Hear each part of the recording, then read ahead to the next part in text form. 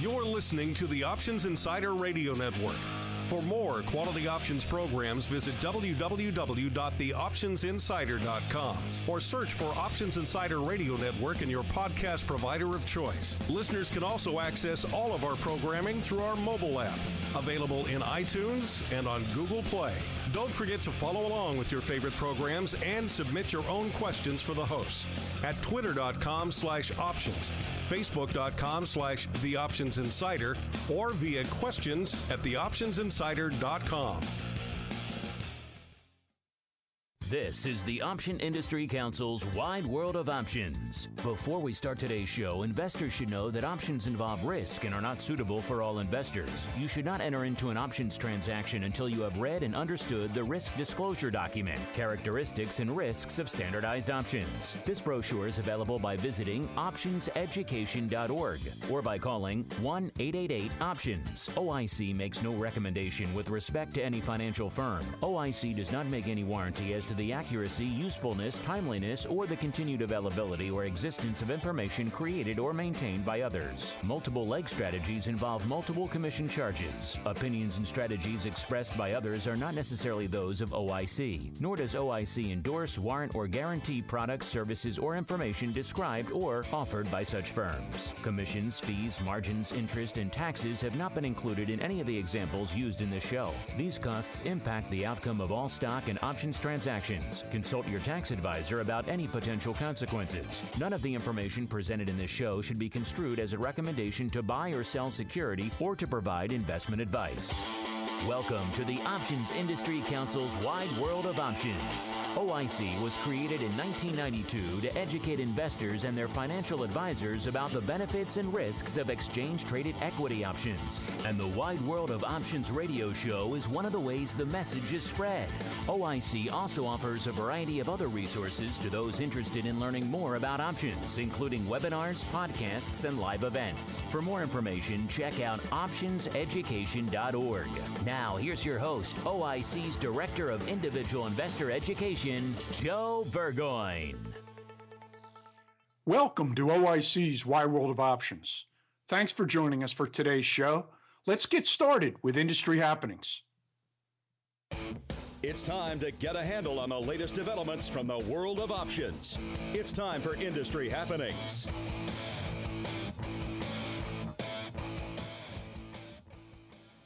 In today's industry happenings, we'd like to address the following two listener questions.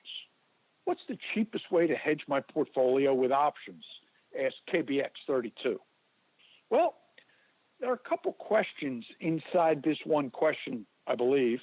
First, how do I hedge my portfolio with options? Well, we all know the value of our portfolios. At least I hope we do. So, how do I hedge that portfolio value with options? I think that's where we need to start, with the value of the portfolio.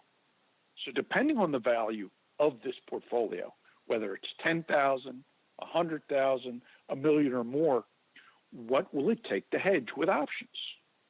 How much will it cost? How do I hedge with the lowest cost?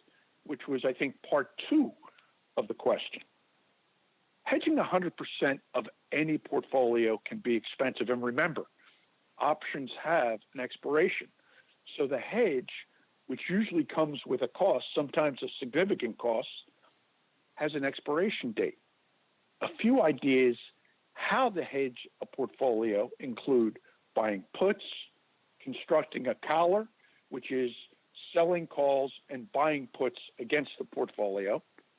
Other ideas are vertical put spreads, but they have finite gains, maybe even put front spreads. But that's a position type where protection diminishes as the markets fall. Now, as far as the cheapest way to hedge your portfolio, I'd suggest take a long, hard look at the collar strategy that I mentioned. The sale of the calls can cover either the entire put purchase or at least a portion of it, depending on the strike prices selected. Knowing how many collars to initiate versus the size of your portfolio isn't always an easy decision. don't hesitate to reach out to a qualified financial advisor to assist with how many collars are needed, as well as which products may be best to hedge your portfolio.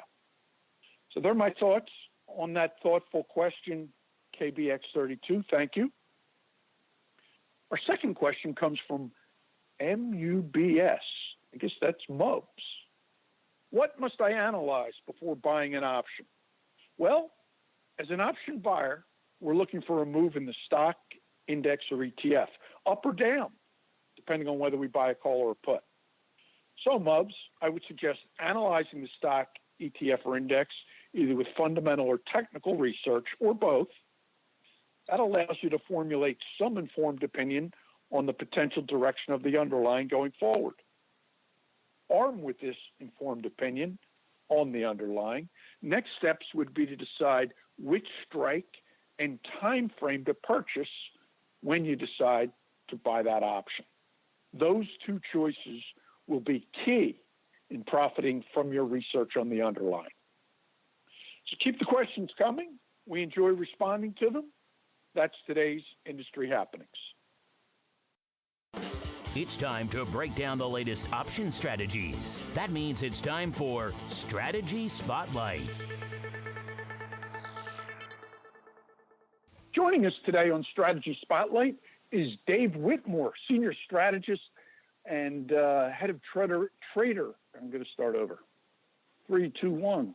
Joining us today on Strategy Spotlight is Dave Whitmore, Senior Strategist of Trader Education at E-Trade. Welcome, Dave. Thank you, Joe. Glad to be here. Glad to have you.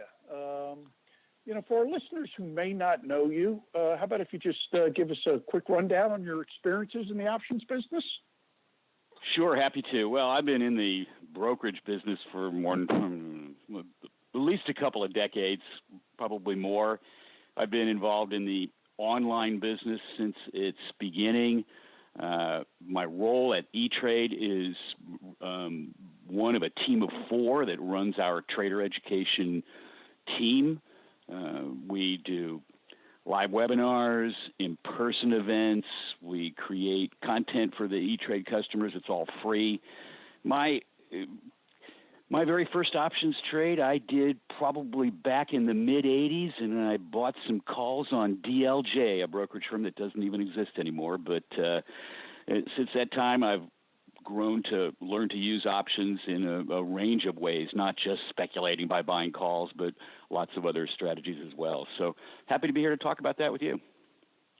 Yeah, well, you've been kind enough to invite me to participate in some of your E-Trade educational initiatives. You guys do just a fantastic job, and you said you're now paired with a team of 4. So continued success on the education side. It certainly helps all of us. This segment is Strategy Spotlight.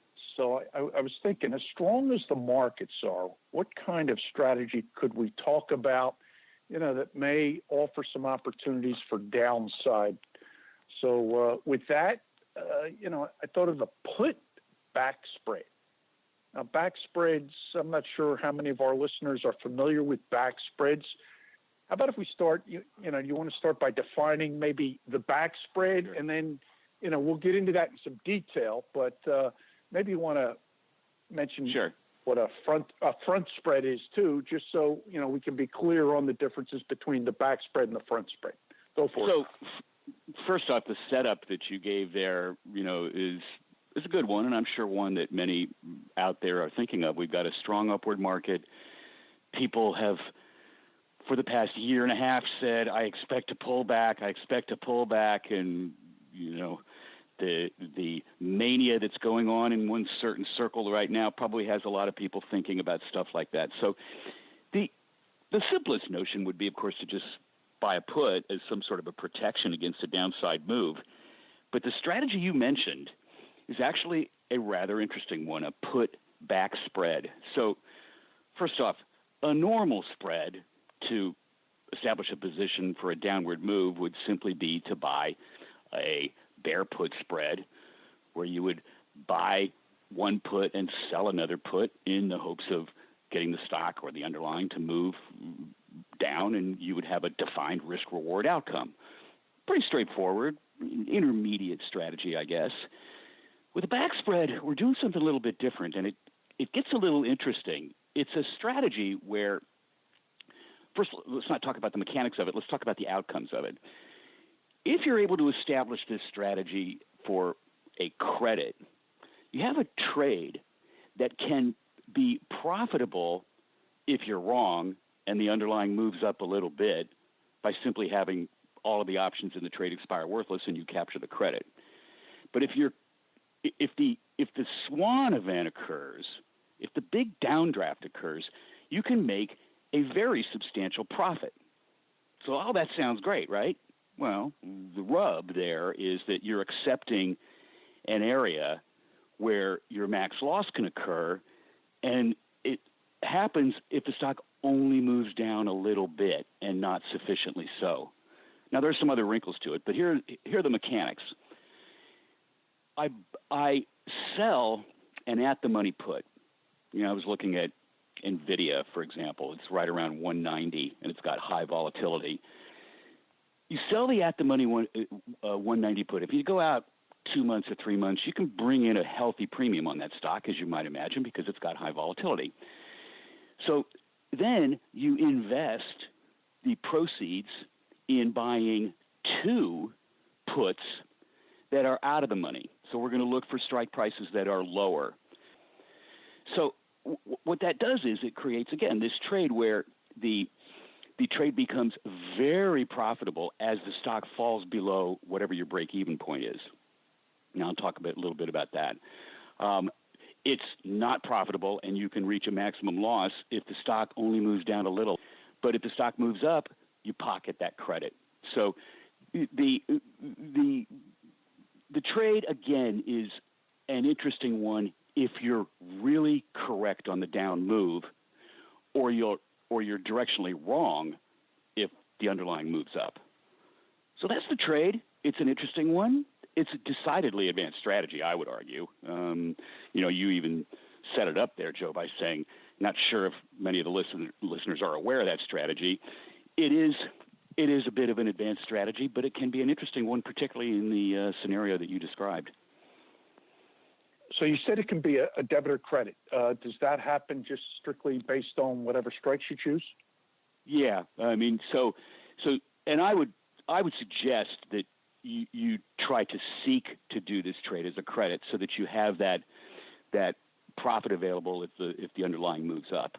But yeah, I think one of the things to do is to start to go into your system, and I'll just talk a little bit about the trading platform that we have. If your listeners aren't aware, E-Trade merged with a company called Options House not too long ago. Options House, very popular option-specific or option-focused trading firm with a wonderful platform, and that's now freely available to all E-Trade customers. So I start by going to the at-the-monies and think about how much time. And this is usually a strategy where you want to have a little bit of time. You want to have a little bit of time for the move. So in the Options House platform, one of the handy utilities, and this is another sort of step I would suggest traders consider. In our order mask, there's a tab right there that says snapshot analysis. And it simply allows me to, one, see the P&L chart. So that's the first thing I see. And, option traders, of course, are very familiar with that. But it also gives me a couple of important points. It calculates and shows me what my lower break-even point is. Because the importance of that is that that's where my trade becomes profitable on a down move. So I need to know where that is. I should compare that percentage-wise to what the stock is now, because that's the kind of a drop that I'm going to need to make that trade profitable. Then the second data point we have there is the probability of any profit at all. And generally speaking, you can find trades that are going to have a probability of being profitable at all in the 60% range. So you've got some probability on your side, and I think that if you're fortunate enough to use a platform with the utility the Options House platform has, you can work your way into that and find a trade that can be done as a credit. And like I said, I would avoid doing one at a debit. Good discussion. It raises a couple questions in my mind. So your approach to strike price selection is really based on basically the price of this back spread, not on really an expected level where you think the underlying may go to. Is that fair to say? Well, no. No, I as a matter of fact, I was going to go toward that direction next, and I figured we would get to that. But no, the second point that I would make to traders is you better be examining a chart and understanding what you think a reasonable target price is. One thing I like to do is to see where the important moving averages are on a chart. I want to look for the 50-day and the 200-day, and I want to consider where my lower strike price and my lower break-even point are in relationship to chart points. If it seems unreasonable that the stock can get to that price, then I got to back off and maybe find either work with another strike. Part of the setup here is, am I specifically trying to do this because I'm protecting a position that I have, or am I looking for a trade to put on independent of whatever I might hold? That's two different mindsets. If I've already got a position in NVIDIA and I'm trying to do this to protect myself against a black swan drop, that's something different. Then I'm kind of forced to deal with the puts in NVIDIA. On the other hand, if I'm looking to put on a trade where I think there's an opportunity for a move, then maybe I just have to move on to a different stock if the chart doesn't set up with the proper target price. Okay. A couple more things come to mind, and you mentioned this before, but would you, because you did emphasize the risk potential if you're wrong in terms of where the underlying goes to. I think you talked about selling a 190 put and buying two of the 170s, maybe for a small credit, but if that underlying closes somewhere in the 170 to 75 range, could you talk about how disastrous that could be? Well, that's going to be right in the range of your max loss. I mean, and that is the nature of this. You are putting on a trade where if the stock just backs off a little bit and then gets mired somewhere below where it is now, that's your worst case scenario in this trade. You are making a trade where you have a chance for a profit if it moves up, and as long as you do it for a credit. If you do the trade for a credit and the stock moves up mildly, you pocket your premium just as if you would if you were simply selling puts. Now, it's not going to be as dramatic because we're putting some of our put proceeds into the purchasing the out of the monies. The other good outcome is if you're correct on a huge drop. But the fact of the matter is, and traders must understand this, your worst case scenario is that you're right directionally but wrong in magnitude. And in that case, that's where your max loss comes. And if you look at the P&L chart on this, after our discussion, I think if traders were to look at the P&L chart, they'll see the shape that we're talking about. It dives right down into negative territory, right? It moves right below your at the money, but then starts moving dramatically up and into profitability as it moves further down. So now, right. What this also means is that your probability of your maximum loss is not all that high because it occurs at a pinpoint on the chart. It's not like there's a big zone of maximum loss. It comes down sharp into a pinpoint and then starts moving away from the maximum loss as it goes further below.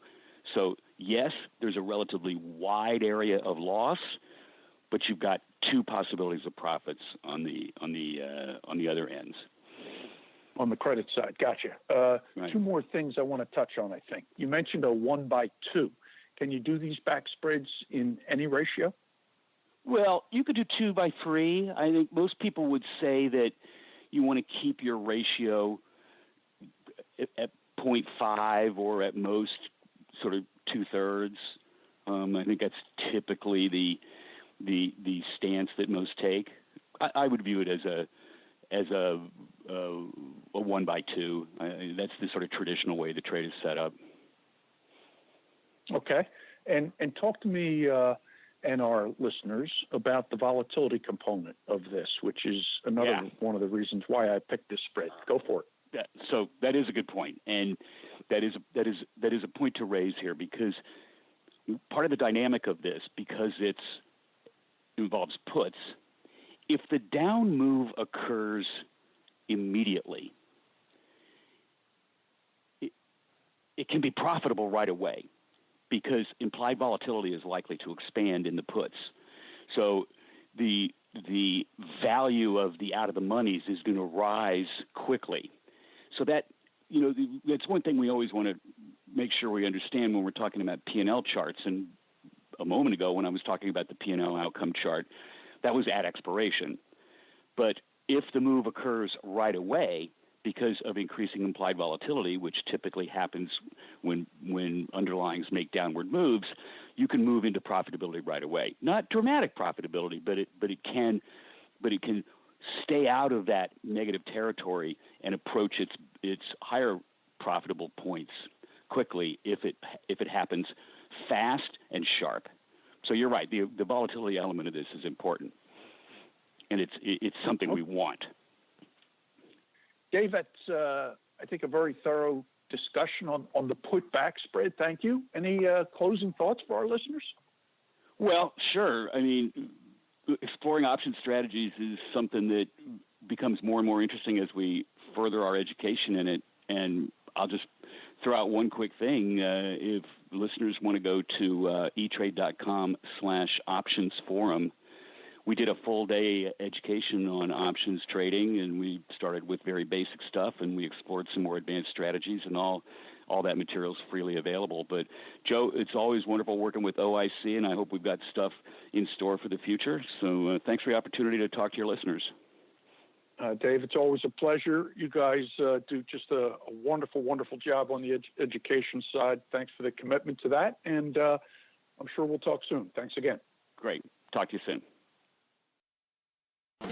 Now, let's meet the movers and shakers from the world of options in Profiles and Perspectives.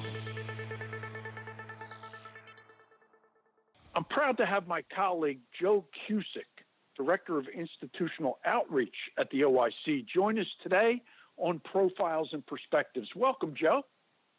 Hey, Joe. Thanks a lot for having me on. Pleasure. It's a great opportunity to get you, out in front of some of the audience that we speak to. Tends to go, to the retail side, but let's talk about, your initiative. So, how about if we start by maybe you give us an idea of some of your experiences in this crazy industry of ours before joining OIC?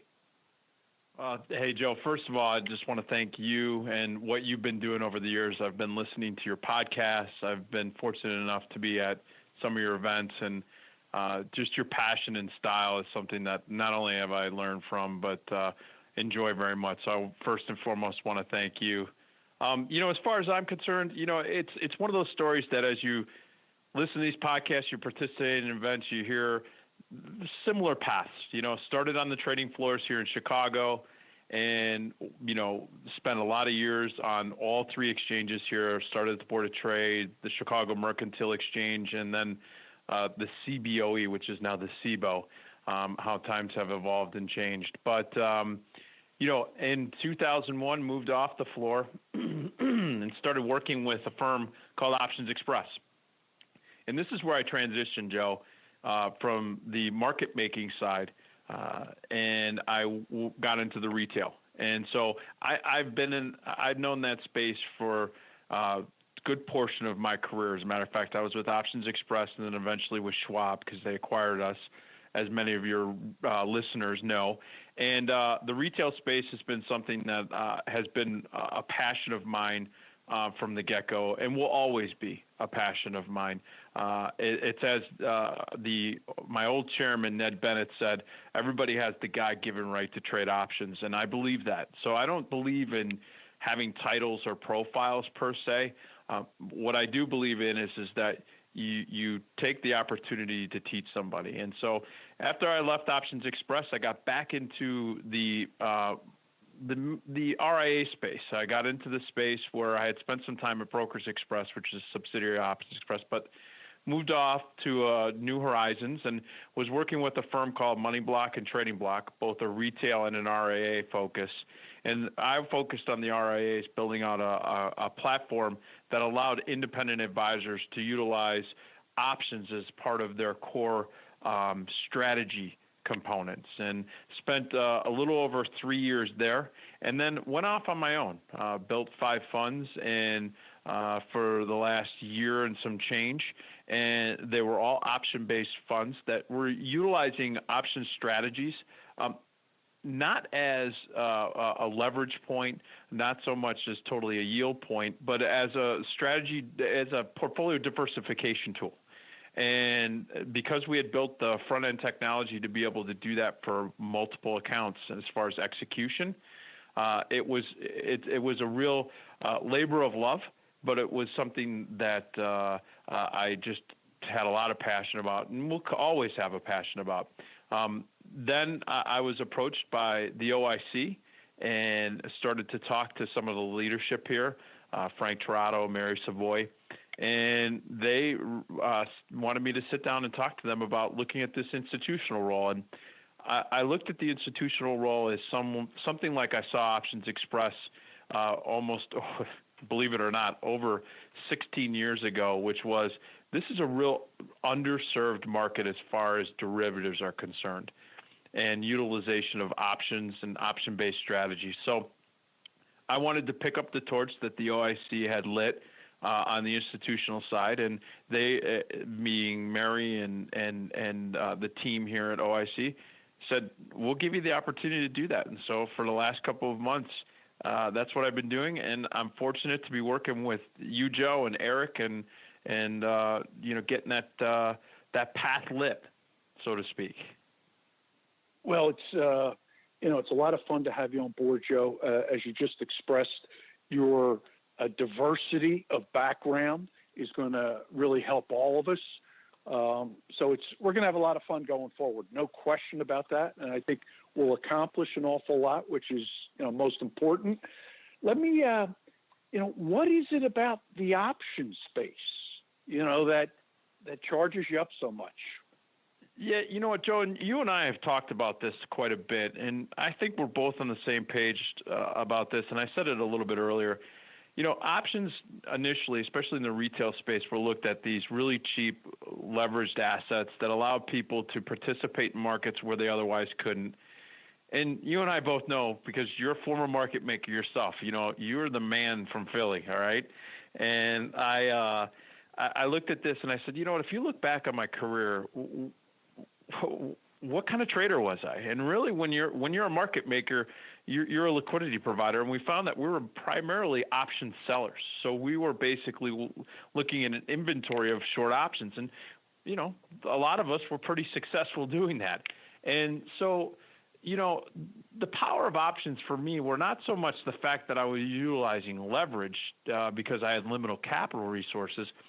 Options, we hear options give you options, right? That's the pun that everybody. But really, options are a portfolio diversification tool. They span over multiple asset classes, sectors. It's incredible. And so, the fungibility, flexibility of these products allow you to structure 3 very important things. One is it allows you to structure a portfolio with a lower standard deviation of risk than you normally would have just buying and holding underlying asset classes.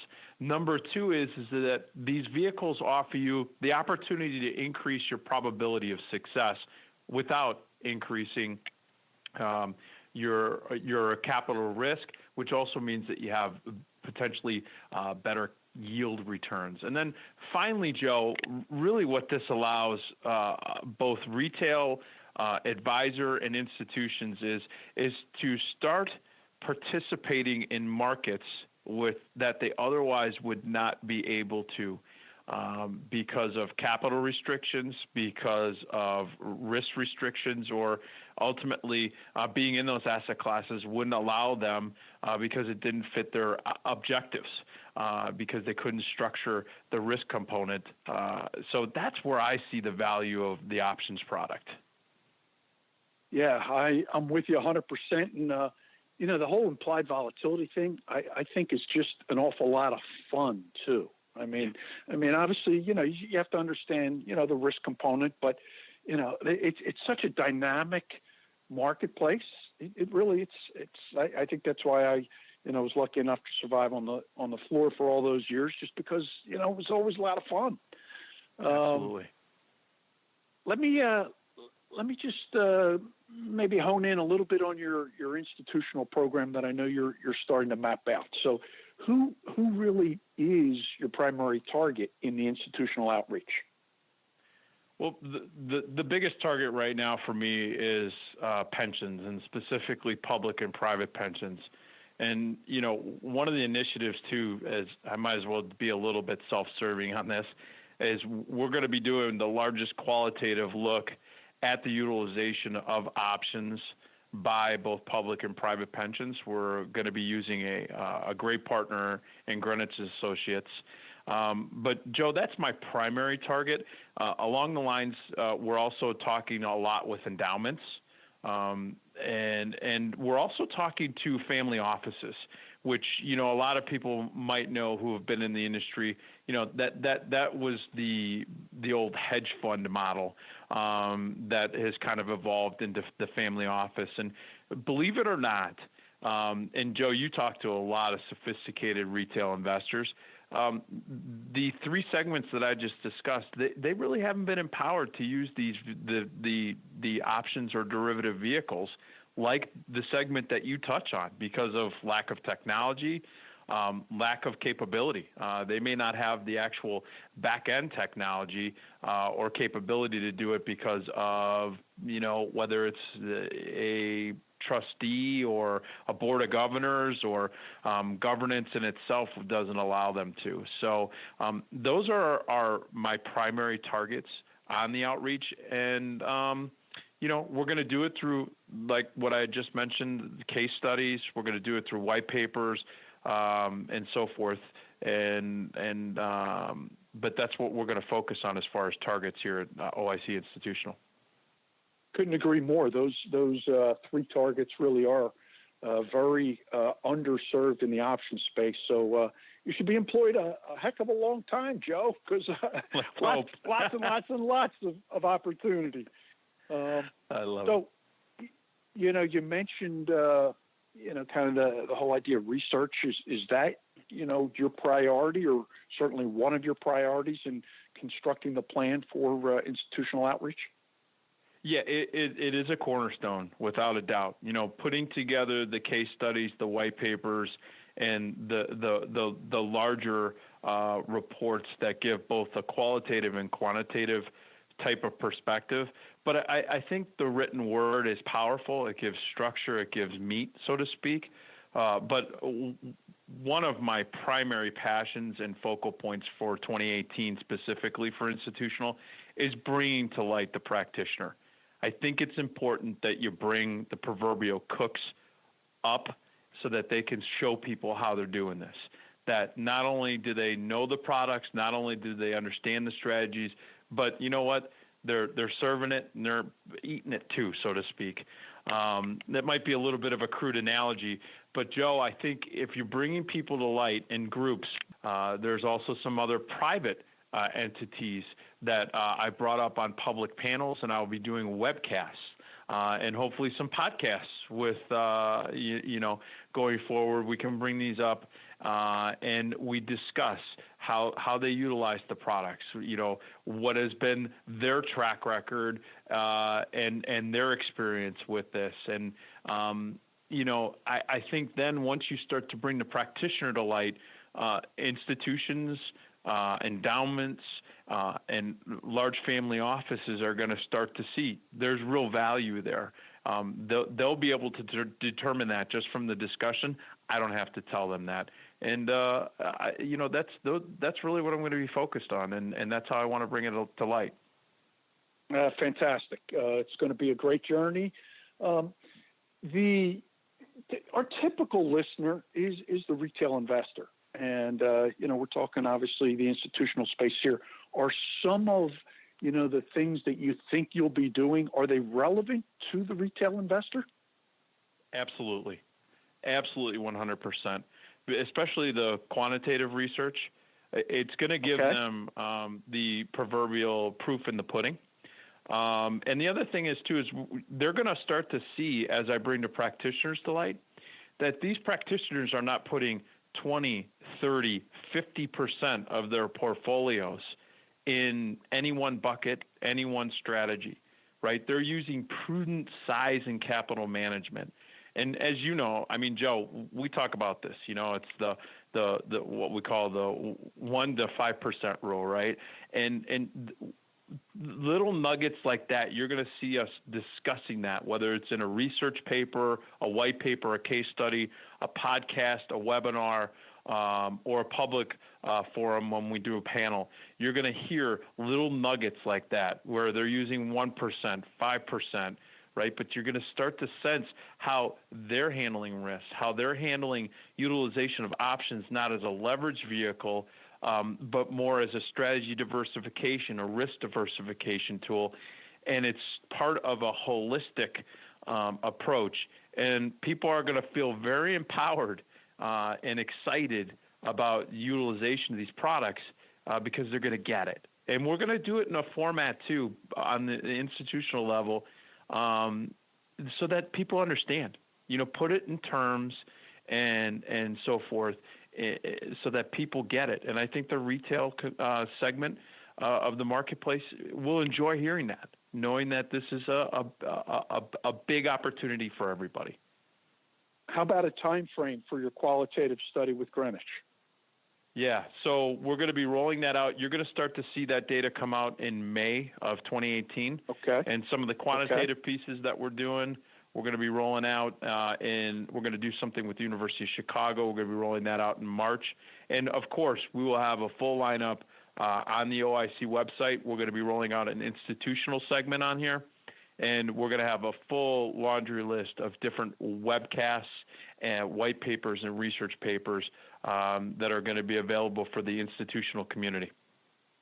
That's fantastic. I think our listeners know our website is www.optionseducation.org. Joe, it's been great having you join the team, first of all, but wonderful to have you talk to our listeners today to get a sense for what you'll be doing for the OIC going forward. Thanks so much. Thank you. Thank you, Joe. It's an honor and a pleasure, so I appreciate it. Thank you. Next, let's upgrade your options toolbox with cutting-edge trading platforms, devices, and information. Let's talk about tools, resources, and good reads. I'd like to focus on a few OIC website offerings in today's tools, resources, and good reads. Now, under the Tools and Resources drop-down bar at www.optionseducation.org, check out the first link, Options Strategy Builders. You'll have a chance to create your own covered call or collar strategy. That's income generation with the covered call or downside protection and income potentially with the collar. That's the Options Strategy Builder under the Tools and Resources bar at optionseducation.org. On the resource side, I'd also want to take you to optionseducation.org once again. To get to our new video series, go to the very bottom of the homepage where you'll see 4 columns of links to the site. Under the third column, click the video series link. Up will come 9 short videos, 3 to 5 minutes long, each explaining a different option strategy. Check these out. They're really excellent. We'll be adding additional videos to this series throughout 2018. Finally, today's good read, an excellent read, especially for the investor just starting out in options, is the Options Playbook by Brian Overby. Brian keeps it straightforward and simple in his explanation of multiple option strategies covered in his book. Again, that's the Options Playbook by Brian Overby. That's today's tools, resources, and good reads. Ready for a little nostalgia? It's time to take a look back. In today's Looking Back, let's take a look at the options execution before electronic access came to the options markets, with the formation of the ISE in the spring of 2000. I lived in this world of non-electronic access for many, many years as an options specialist on the floor of the Philadelphia Stock Exchange. The industry traded options in eighth and quarter increments, a spread that's absolutely inconceivable in this age of penny and nickel wide markets. Executions didn't happen in seconds after an order was placed, did not happen in seconds. Instead, often 4 or 5 human beings would interact with each and every trade. This is how it worked. A phone clerk would take an order from a brokerage house, write it down, and give it to the runner, who would literally run the order to the appropriate crowd on the trading floor. There, the runner would hand the order to the floor broker, who would holler to the options specialist and crowd of market makers the quantity, strike price, and price to buy or sell the options. Now, assuming the order had a competitive price, the floor broker would execute the order, hope the runner was still close by to give the executed ticket back to the runner to get it back to the phone clerk, who would call the broker with the report of the executed option trade. So what do you think? Maybe 5 seconds to get all this done? Absolutely not. Believe me, some of those trading floors were large. Took a while to get around those trading floors. Now, despite all the interaction, this process did in fact work. It just wasn't nearly as efficient as the electronic marketplace is. So guess what happened to options volume with the new electronic access and added market efficiency? Well, option volume exploded. Of course, there were other factors. All the exchanges began to dual list products, but to give you a sense of how volume increased, in 1999, total option volume for the industry was under 500 million contracts. By 2005, volume exceeded 1.5 billion contracts, and by 2008, we were over 3.5 billion contracts. Enormous growth. In 2011, the industry surpassed 4 billion contracts for the first time in its history and has stayed above that volume level ever since, despite the historic low levels of volatility in the marketplace. That's the good old days. They were fun, but electronic trading has made them far more efficient, which is good for everyone. I hope you enjoyed today's Looking Back. You've been listening to the Options Industry Council's Wide World of Options. If you have questions about anything you've heard on today's show, email Joe Burgoyne at options@theocc.com or visit optionseducation.org and chat with Investor Services. Interested in connecting with OIC on social media? Like the OIC page on Facebook. Follow them on Twitter at options_edu and Instagram at optionseducation, and follow their page on LinkedIn. Thanks for listening, and be sure to tune in to the next episode of Wide World of Options.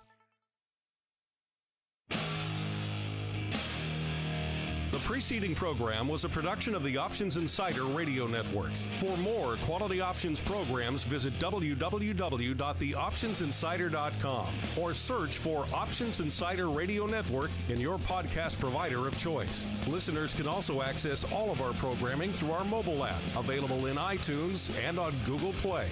Don't forget to follow along with your favorite programs and submit your own questions for the hosts at twitter.com/options, facebook.com/The Options Insider, or via questions@theoptionsinsider.com.